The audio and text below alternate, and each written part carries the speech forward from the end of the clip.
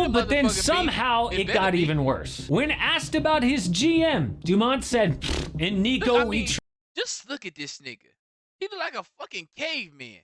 Look at this nigga. You got all them millions of dollars, billions of dollars, and nigga, you can't get your teeth straight. You can't get your teeth right, nigga.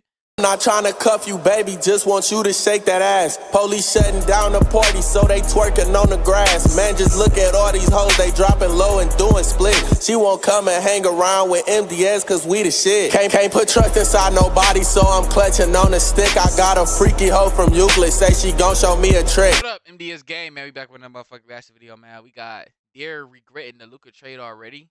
I bet they motherfucking is. No. I bet they motherfucking is regretting that dumbass trade already. But we're gonna see what the fuck they got going on, man. Why the fuck would you get AD injury prone as AD for Luka Doncic? But it's okay.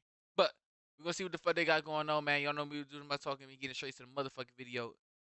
Without Luka or AD was a disaster for Dallas. Exactly what the Mavericks were afraid might happen. So during the timeout, the Jumbotron did karaoke. Oh, that's fun. So this dude pretends to be singing so he can get on and say, "Fire Nico!" And the camera guy immediately flips out. He's like, "Get off that guy now!" And to make things worse, security kicked him out of the game for that. Oh, now people were real pissed. So a guy held up a sign that said "Fire GM Nico Harrison" again. He was kicked out. So every time the new owner got out of his little seat to like use the bathroom or whatever, fans let him have it. You ruined our team. But why are they so mad? Obviously because they traded Luka. But also this new owner just said something that is unforgivable. But in the game before, hey, AD looked great for like 30 minutes because he got injured to the surprise of no one. Fans protested outside the arena chanting "Fire Nico." So this new owner gave an interview. Dude tried to explain why they traded a 25-year-old generational superstar for Data Davis, but made it 10 times worse. What did he say, This might go down as one of the stupidest things an owner has ever said in sports. But before I got married, I had a few complications. My sponsor great couple of additional teams helped 5% family who bought the Mavericks from Mark Cuban back in December 2023. Patrick is the governor, which means that he calls all the shots. It's like, you know, the Buss family owns the Lakers, but Jeannie Buss is actually in control. So Dumont was like, "Yeah, I traded Luka, and here's why." First off, he says, "No, we're not moving the team to Las Vegas, okay? That's a conspiracy theory. And no, I wasn't being cheap, okay? I'm not trying to save money by shipping off Luka. Instead, he threw Luka under the bus. If you look at the greats in the league, the people you and I grew up with, Michael Jordan, Larry Bird, Kobe Bryant, Shaq O'Neal, they worked really hard every day with a singular focus to win, and if you don't have that, it doesn't work. And you shouldn't be part of the Dallas Mavericks. If you want to take a vacation, don't do it with us."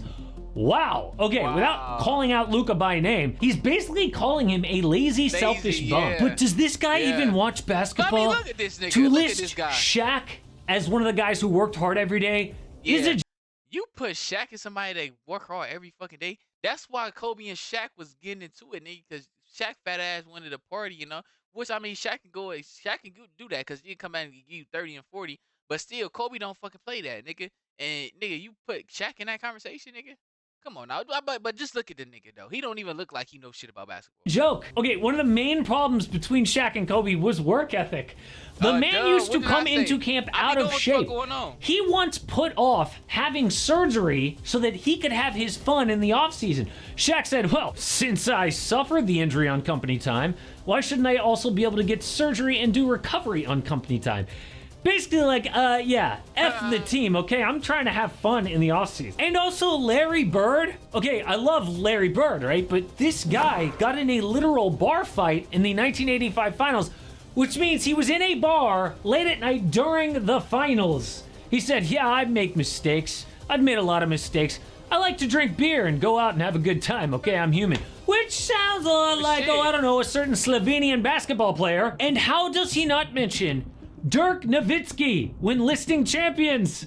There's a statue of him outside of your building. Oh, but then somehow it got even worse. When asked about his GM, Dumont said, "And Nico, just look at this nigga. He look like a fucking caveman. at this nigga. You got all them millions of dollars, billions of dollars, and nigga, you can't get your teeth straight. You can't get your teeth right, nigga. Looking like a fucking caveman. Just look at this nigga. I wouldn't even want to play for that nigga. No did. Trust. We had a tremendous run to the finals last year, but before that year's trade deadline, our trajectory was not a playoff-bound team. Those trade moves made by Nico allowed us to achieve our potential and get to the NBA Finals, which is true. I mean, getting PJ Washington and Daniel Gafford gave them the defense and the depth they needed to support Luka. Luka is the reason they made it all the way to the finals. None of the moves matter at all without Luka. I mean, if there's one thing that all NBA champions have in common, it's having a top 5 to 10 player, with like maybe one exception. So this owner not only showed in one interview that he doesn't know the NBA, but also he doesn't know how to run a team. It's like getting new tires on your Lamborghini and thinking the tires are the reason it goes so fast. Then you trade your Lambo for like a broken down Corvette and you're like, joke's on them. I kept those magic tires. You're an idiot. But the old owner actually tried to stop this trade from happening, okay? When Mark Cuban sold the team in 2023, he was told he got to keep basketball decision-making, right?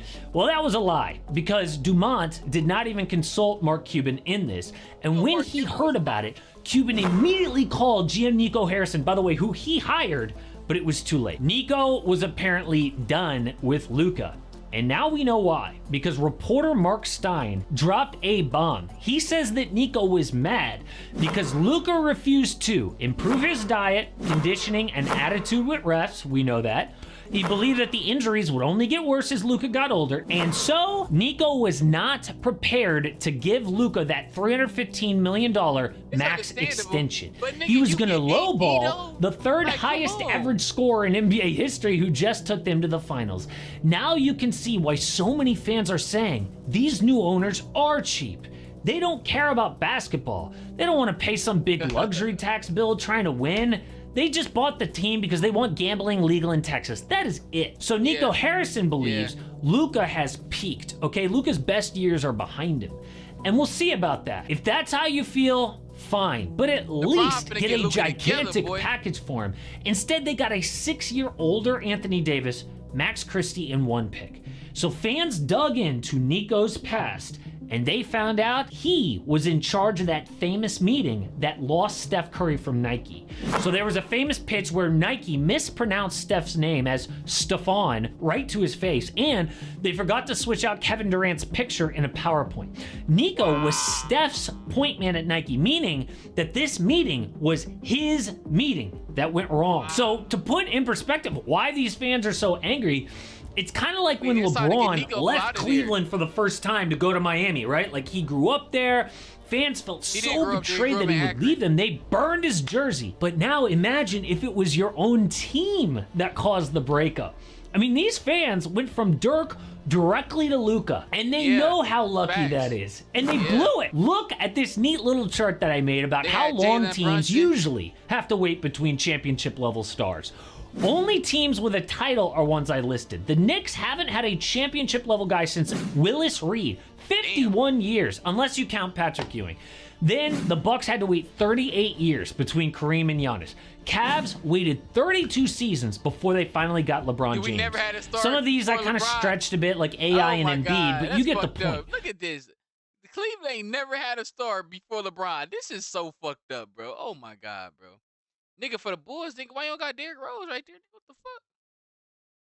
Good luck, by the way, of getting a free agent to go to Dallas now. Kyrie is probably so pissed after making the finals last year. Clay specifically went to Dallas to play with Luka. Now, hey, maybe trading Luka was the right thing, and we'll all look like idiots. But most likely, it could be another 30-plus years before they get a player like him again. So fans have all the right in the world to boo this guy Patrick Dumont and Nico Harrison and not get kicked out of the game. But another star is going to be on the move this offseason. Trae Young and Kevin Durant are probably on new teams. Trae Young, bro, you need to go to a contender, bro. You too nice up there in Atlanta, and they not treating you well, man. Trae Young is a motherfucker. See, Trae Young is a top 5 point guard in the league, bro, but he not getting noticed and shit because they on that bum-ass Atlanta, man. Nigga's ass. But, make sure y'all like, comment, subscribe, man. MDS Gang, you know, the biggest ever coming, man. Yo.